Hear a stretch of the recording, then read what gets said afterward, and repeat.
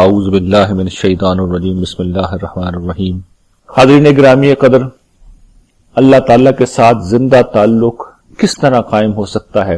اور قرآن مجید اس حوالے سے کیا رہنمائی کرتا ہے، اس پس منظر میں اس کورس میں ہم قرآن مجید کی تعلیمات کا مطالعہ کر رہے ہیں۔ اور اس سے پہلے کہ ہم مزید اس حوالے سے قرآن مجید میں بیان کردہ ان اوصاف کو پڑھیں جو قرآن مجید اس پس منظر میں بیان کرتا ہے، میں چاہتا ہوں کہ توجہ دلا دوں کہ یہ جو ہم کورس کر رہے ہیں یہ کوئی ایک دفعہ سن کر بھول جانے کی چیز نہیں ہے، بلکہ در حقیقت یہ ان صفات کو اپنی زندگی بنا لینے کا نام ہے، اور اس کے لیے ضروری ہے کہ ہم مستقل طور پر اپنا احتساب کریں۔ اور یہ وہی معاملہ کم و بیش جو اخلاقیات کا کورس میں نے کرایا تھا، جس کا دوسرا نام قرآن کا مطلوب انسان کورس ہے، تو یہ بھی سمجھیے کہ قرآن کا مطلوب انسان ہی ہے جو ہم کر رہے ہیں۔ وہاں پہ اخلاقیات پہ زور تھا، اور یہاں پر اصل میں اللہ تعالیٰ کے ساتھ تعلق کے حوالے سے کیا مطلوب نفسیات ہے، کیا مطلوب رویہ ہے، وہ زیر بحث آ رہا ہے۔ تو انشاءاللہ ہم یہ تمام کر رہے ہیں کہ اس کورس میں بلکہ کیا ہے ہم نے کہ جس طرح اس کورس میں ہم نے پرسنل انٹروسپیکشن کے لیے یعنی خود احتسابی کے لیے ایک نظام بنایا، اسی طرح ہم نے یہاں پہ بھی نظام بنایا ہے، اسی طرح ماڈریٹر بھی ہیں جو آپ کی مدد کر رہے ہیں۔ لیکن یہ بات ذہن میں رہے کہ یہ اصلاً آپ کے کرنے کا کام ہے، اور یہ ان صفات کو اپنی زندگی بنانے کا نام ہے، اور اس کے لیے محنت کرنی پڑے گی۔ یعنی یہ علم کی دنیا نہیں ہے کہ چیز کو جان لیا، نہیں، یہ جان لیا والا معاملہ نہیں ہے، یہ ان حقائق کو جو قرآن مجید بیان کر رہا ہے، ان اوصاف کو جن کو قرآن مجید بیان کر رہا ہے، انہیں زندگی بنا لینے کا نام ہے، اور اسی پر ہمارے نجات اور بلندی درجات موقوف ہے۔ تو یہ چیز سمجھ لینی چاہیے کہ اس کی اہمیت کیا، اور اسی پس منظر میں ہم نے یہ کوشش کی ہے کہ ایک نوعیت کی ٹیکسٹ بک بھی آپ کو فراہم کر دی جائے، کیونکہ ٹیکسٹ بک کا یہ معاملہ ہوتا ہے کہ انسان جب چاہے اس کو دوبارہ دیکھ سکتا ہے، اس میں پڑھ سکتا ہے۔ تو آپ کو قرآن مجید کی آیات بھی اس میں مل جائیں گی، جس کے اندر وہ ساری چیزیں یعنی جو کچھ میں بیان کر رہا ہوں اس سب کی اساس قرآن مجید میں موجود ہے۔ میں حوالے نہیں دے رہا ہر جگہ، لیکن وہ جو مضامین قرآن کا سلسلہ میں لکھ رہا ہوں اسی کی بنیاد پر ہم نے ٹیکسٹ بک بنائی ہے، تو وہاں آپ کو وہ ساری آیات مل جائیں گی جہاں سے یہ سارا مواد میں نے اخذ کر کے اس کو اپنے الفاظ میں بیان کیا ہے۔ آج جس وصف کو ہم پڑھیں گے وہ سمجھیے کہ ایک بنیادی اور اہم ترین وصف ہے۔ ویسے تو ہر وصف اور ہر چیز جو اس میں بیان کی جا رہی بڑی اہم ہے، لیکن جس وصف کو آج ہم پڑھنے جا رہے ہیں یعنی تقوی کے وصف کو، وہ یہ سمجھیے کہ کئی پہلوؤں سے ایمان کے بعد گویا کہ اہم ترین مطالبہ ہے، اور قرآن مجید اس کو اسی طرح بیان کرتا ہے، اور اتنی کثرت کے ساتھ بیان کرتا ہے کہ قرآن مجید کا کوئی قاری اس بارے میں شک و شبے میں نہیں رہ سکتا کہ تقوی کی اللہ تعالیٰ کے نزدیک کیا اہمیت ہے۔ اور اس کی بھی ایک وجہ بھی ہے۔ دیکھیے، اس کی وجہ یہ ہے کہ ہم جس دنیا میں ہیں یہاں پر اللہ تعالیٰ غیب میں ہے، یعنی وہ ہمیں نظر نہیں آتے، ہمیں محسوس نہیں ہوتے، وہ ہمارے حواس سے بلند ہیں، لیکن در حقیقت وہ ہمیں دیکھ رہے ہیں، وہ سن رہے ہیں۔ اور گویا کہ جس طرح آپ کسی مارکیٹ میں جاتے ہیں اور آج کل وہاں پر ویڈیو کیمرے لگے ہوتے ہیں اور جگہ جگہ لکھا ہوتا ہے کہ یہاں پر ویڈیو ریکارڈنگ ہو رہی ہے، تو لوگ پھر محتاط رہتے ہیں۔ یعنی عام لوگوں کی میں بات نہیں کر رہا، جو اس طرح کے لوگ ہوتے ہیں، جو کچھ اٹھائی گیر قسم کے لوگ ہوتے ہیں، چور چکے جو لوگ ہوتے ہیں، وہ محتاط رہتے ہیں کہ ہم یہاں سے کوئی چیز اگر اٹھائیں گے تو ہماری تصویر ریکارڈ ہو جائے گی، ہماری حرکت ریکارڈ ہو جائے گی، اور پھر ہم پکڑے جائیں گے۔ یا جس طرح ہم کہیں فون کرتے ہیں اور ہمیں شروع میں بتا دیا جاتا ہے کہ آپ کی کال ریکارڈ ہو رہی ہے، تو لوگ سوچ سمجھ کے بولتے ہیں، اس لیے کہ پھر ان کا بولا ہوا ان کے سامنے آئے گا۔ تو اللہ تعالیٰ اصل میں جس وقت ہمیں تقوی پر متنبع کرتے ہیں تو وہ یہی بتا رہے ہوتے ہیں کہ تم تو کانسٹنٹ نگرانی میں ہو، اس لیے تم الرٹ ہو کے زندگی گزارو، محتاط ہو کے زندگی گزارو۔ اس کے نتیجے میں تقوی ہمارے اندر احتیاط کا اور خدا کی پکڑ سے بچنے کا ایک شدید دائیہ پیدا کرتا ہے۔ تو قرآن مجید میں تقوی کو اس مفہوم میں بھی استعمال کیا گیا ہے، قرآن مجید میں تقوی کو اور مفہوم میں بھی استعمال کیا گیا، اور وہ مفہوم کیا ہے کہ جب آدمی اس طرح اس احساس میں جیتا ہے تو پھر اللہ تعالیٰ کہتے ہیں کہ قیامت کے دن میں اس بندے کو جہنم سے بچا لوں گا۔ تو یہ بچنا گویا کہ جہنم سے بچنا بھی ہے، لیکن اس دنیا میں کیا کرنا ہے، یہ تیسرا مفہوم ہے جس میں قرآن مجید تقوی کے لفظ کو استعمال کرتا ہے، اور یہی وہ اصل مفہوم ہے جو در حقیقت مطلوب ہے اور جس کے لیے سب کچھ کہا جا رہا ہے، توجہ دلائی جا رہی ہے، اور وہ یہ کہ آدمی عملی طور پر خدا کی نافرمانی سے بچے. یعنی پہلے ایک احساس ہے کہ خدا کی پکڑ سے بچنا ہے، پھر اس کے بعد ایک عمل ہے کہ نافرمانی سے بچنا ہے، اور اس کے بعد نتیجہ ہے کہ انسان جہنم سے بچ جاتا ہے. تقوی ان تینوں چیزوں کا نام ہے، لیکن اصلاً یہ جو بیچ والی چیز ہے کہ عملی طور پر نافرمانی سے بچیں، یہ اصل مطلوب ہے جو اللہ تعالیٰ چاہتے ہیں، لیکن اس کے لیے پہلی چیز کا ہونا ضروری ہے، اور نتیجہ پھر وہ تیسری چیز کی شکل میں نکلے گا. قرآن مجید نے تقوی کے لفظ کو بہت کثرت سے استعمال کیا، یہ بات میں عرض کر چکا ہوں، اور اس کی ایک وجہ ہے. اس کی وجہ کیا ہے؟ دیکھیے کہ انسانی فطرت کے اندر یہ چیز بڑی نیچرل ہے کہ انسان کو اگر کسی نعمت کے بارے میں بتایا جائے تو ہو سکتا ہے کہ 5 لوگ اس کے پیچھے جائیں اور 5 لوگ نہ جائیں، اور ہو سکتا ہے کہ وہ 5 لوگ بھی جو جا رہے ہوں ان کے اندر وہ شدت نہ ہو، وہ جذبہ نہ ہو، وہ احساس نہ ہو. لیکن اس کے برعکس انسانوں کا معاملہ یہ ہے کہ اگر کوئی ضرر آگے موجود ہے، کوئی نقصان کا اندیشہ ہے، اور اس کے بارے میں ہم بتا دیں تو پھر 100% لوگ ہی حرکت میں آ جاتے ہیں اور اپنی پوری طاقت استعمال کر کے اپنے آپ کو نقصان سے بچاتے ہیں. یہ انسانوں کی طبیعت ہے، انسانوں کی فطرت ہے. تو یہ پس منظر ہے جس میں اللہ تعالیٰ نے تقوی کی تعبیر کو اختیار کیا ہے کہ بچو، یعنی اس عذاب سے بچو جو بہت شدید ہے،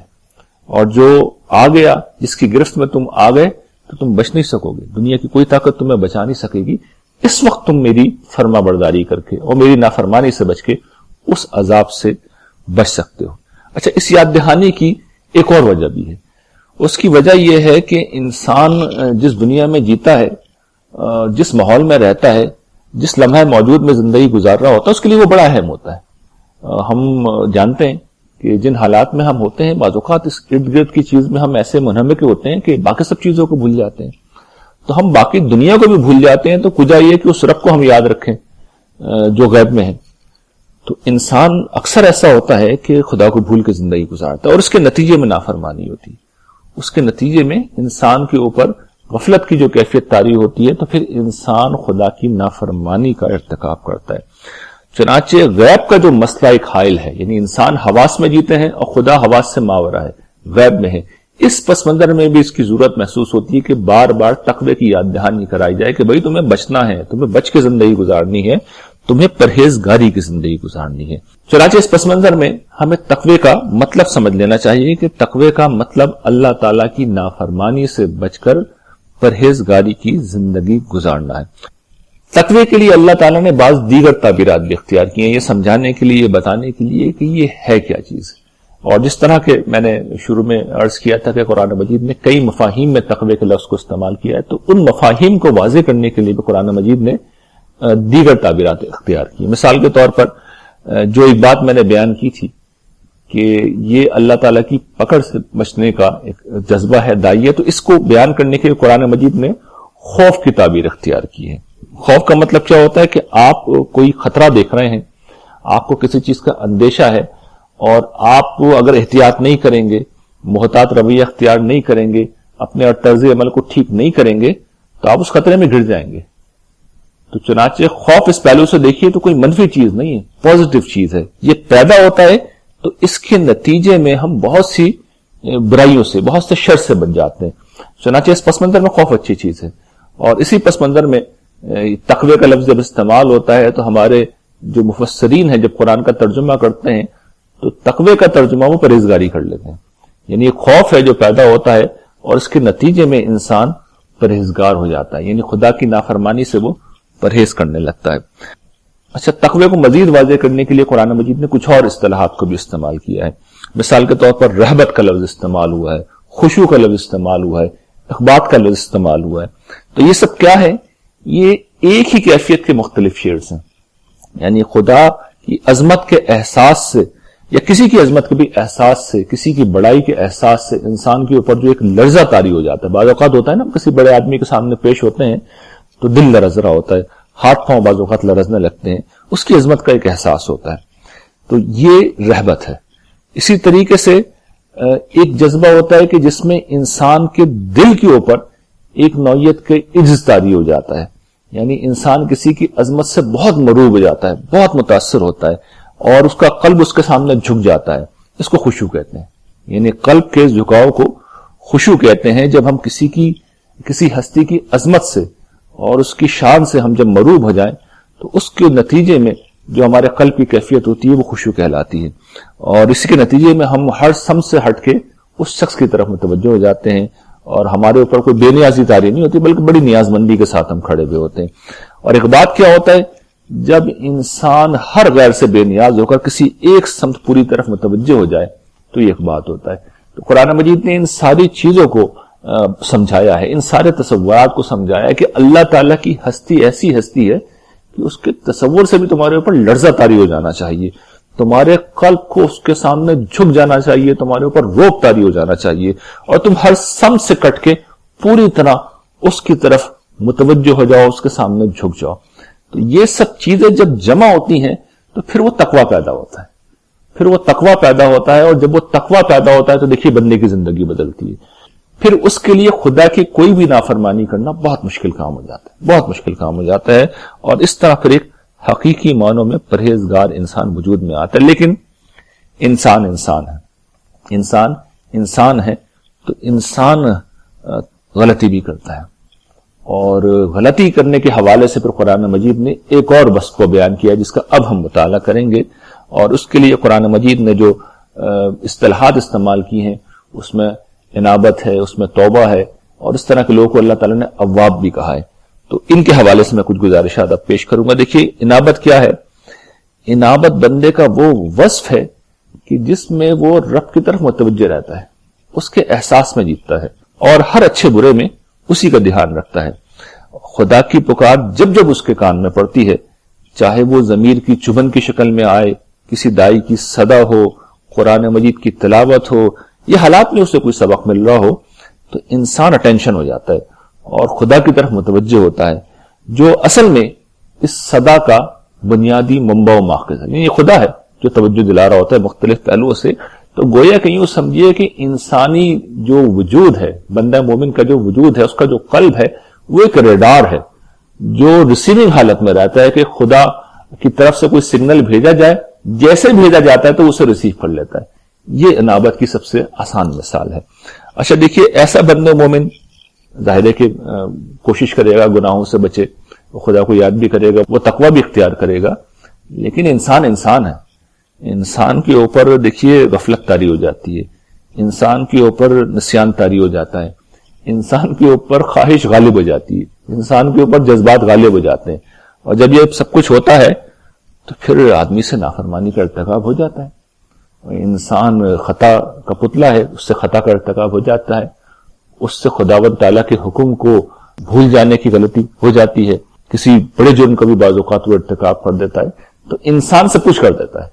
انسان سب کچھ کر دیتا ہے، لیکن کرنے کے بعد وہ ایسے ہی بیٹھا رہے؟ نہیں، جب کبھی جذبات کی آندھی اتر جائے تو پھر بندہ مومن گندگی میں نہیں پڑا رہتا، پھر وہ اٹھتا ہے، لوٹتا ہے، رجوع کرتا ہے، توبہ کرتا ہے، معافی مانگتا ہے، اور خداوند کے حضور گڑ گڑا کر وہ اپنی اصلاح کا عزم کرتا ہے۔ یہ پروردگار کی بارگاہ میں عرض کرتا ہے کہ پروردگار، مجھ سے جو غلطی ہوئی وہ ایک انسانی عجز کی بنا پہ ہوئی، میں خواہش نفس کا شکار ہو گیا، پروردگار میں اپنے جذبات کا شکار ہو گیا، میں بھول کا شکار ہو گیا، میں نسیان کا شکار ہو گیا۔ میرے رب، یہ تیری ہستی ہے جس کے اندر کوئی عیب نہیں ہے، میں تو عاجز ہوں، گناہگار ہوں، میرے مولا تو شان والا ہے، تو پاک ہے، مجھے معاف کر دے، اور میں عزم کرتا ہوں کہ آئندہ یہ نافرمانی نہیں ہوگی، میں اپنی پوری کوشش کروں گا، اور میں اپنی اصلاح کرتا ہوں۔ اور پھر اگر کوئی معاملہ ایسا ہے کہ جس میں کسی تلافی کی ضرورت ہے تو وہ تلافی بھی کرتا ہے، یہ بھی ضروری ہے۔ یعنی خداوند کے معاملے میں تو ظاہر ہے کہ کسی نافرمانی کا ارتکاب ہو گیا تو معافی مانگ لی، لیکن اگر کسی بندے کے معاملے میں کچھ معاملہ ہوا ہے تو وہاں پھر آدمی کو تلافی بھی کرنی چاہیے۔ کسی کو کوئی سخت بات کی ہے تو اس سے معذرت کر لیں، اگر کسی کو مالی کوئی نقصان پہنچایا ہے تو اس کا بھی ازالہ کریں۔ تو یہ سارے کام کرنے کے بعد، جس کو اصلاح کے جامع عنوان سے قرآن نے بیان کیا ہے، بندہ مومن جب لوٹتا ہے تو پھر اللہ تعالیٰ نے توبہ کی قبولیت کی گارنٹی دی ہے۔ اللہ تعالیٰ نے توبہ کی قبولیت کی کمپلیٹ گارنٹی دی ہے۔ سورہ نساء میں اللہ تعالیٰ ارشاد فرماتے ہیں، انما التوبۃ علی اللہ للذین یعملون السوء بجہالہ ثم یتوبون من قریب فاولئک یتوب اللہ علیہم وکان اللہ علیما حکیما، کہ اللہ کے ذمے توبہ تو صرف انہی لوگوں کی ہے، یعنی اللہ کے ذمے انہی لوگوں کی توبہ قبول کرنا ہے کہ جو اپنی جہالت کی بنا پہ، اور جہالت یہاں پر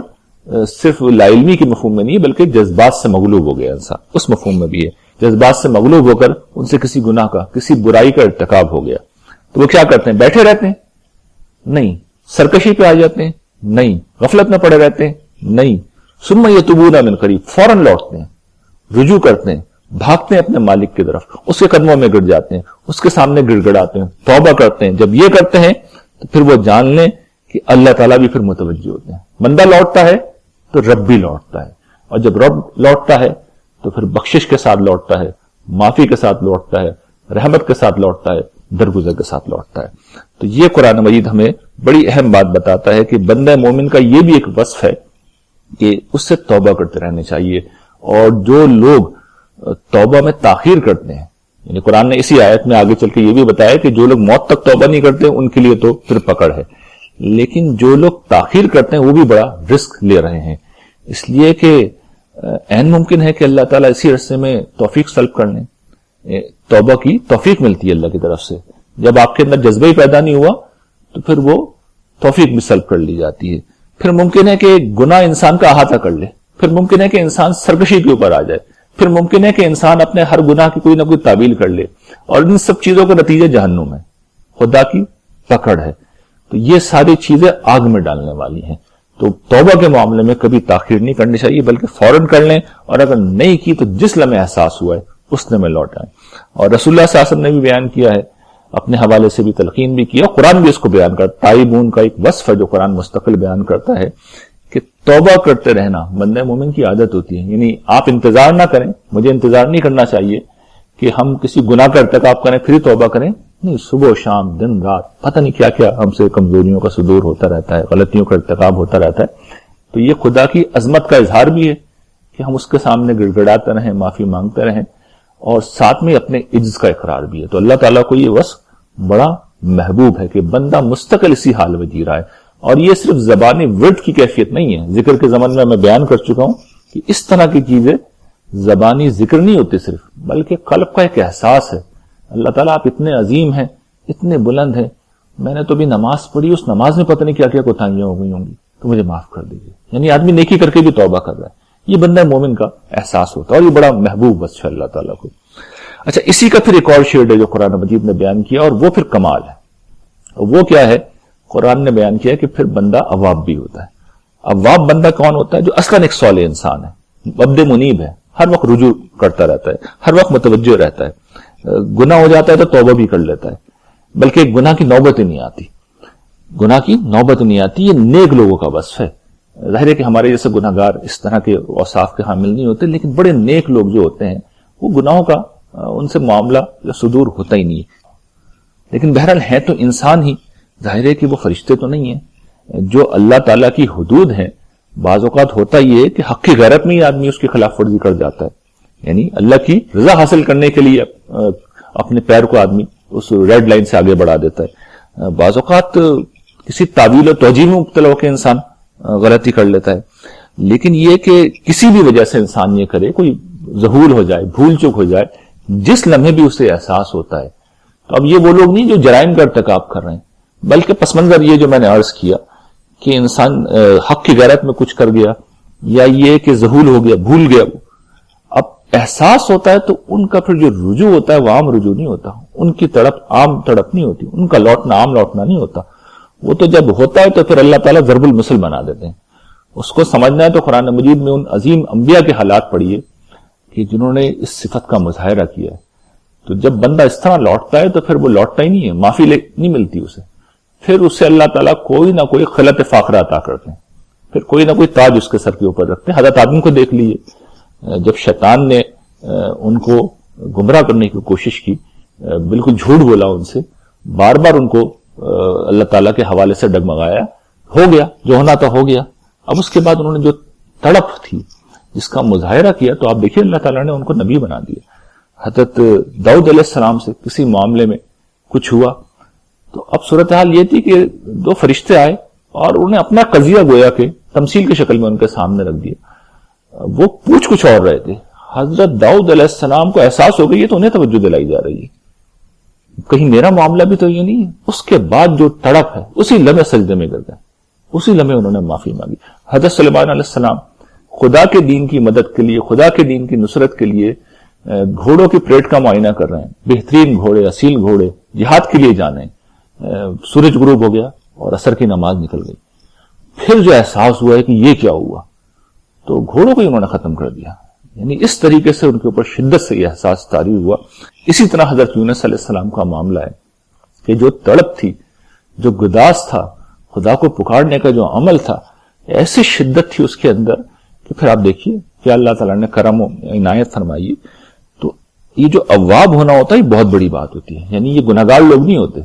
یہ ہمارے جیسے گناہگار لوگ نہیں ہوتے، بہت نیک لوگ ہوتے ہیں. لیکن بہرحال انسان ہیں، فرشتے تو نہیں ہیں. اب کچھ ہو گیا تو پھر ان کے لوٹنے میں جو تڑپ ہوتی ہے، جو غیر معمولی پن ہوتا ہے، وہ ان کی توبہ کو گویا کہ آسمانوں پر پہنچا دیتا ہے. تو انابت سے لے کر اوابیت تک کا یہ سفر ہے، یہ بندگی کی معراج ہے. اور جو شخص اس معراج کو نہیں پہنچا، میں سچ عرض کرتا ہوں کہ وہ خدا کا قرب نہیں پا سکتا، چاہے وہ اپنے آپ کو کچھ بھی سمجھے اور چاہے دنیا اسے کچھ بھی سمجھے. تو ہم کو یہ چاہیے کہ اس بس کو اپنے اندر بھی ہم اختیار کریں، تقوی کو بھی اختیار کریں. اور ظاہر ہے کہ انسان ہے، غلطی ہو جاتی ہے، تو پھر ہمیں غلطی ہونے کی شکل میں اللہ تعالیٰ سے معافی مانگتے رہنا چاہیے. وآخر دعوانا ان الحمد للہ رب العالمین.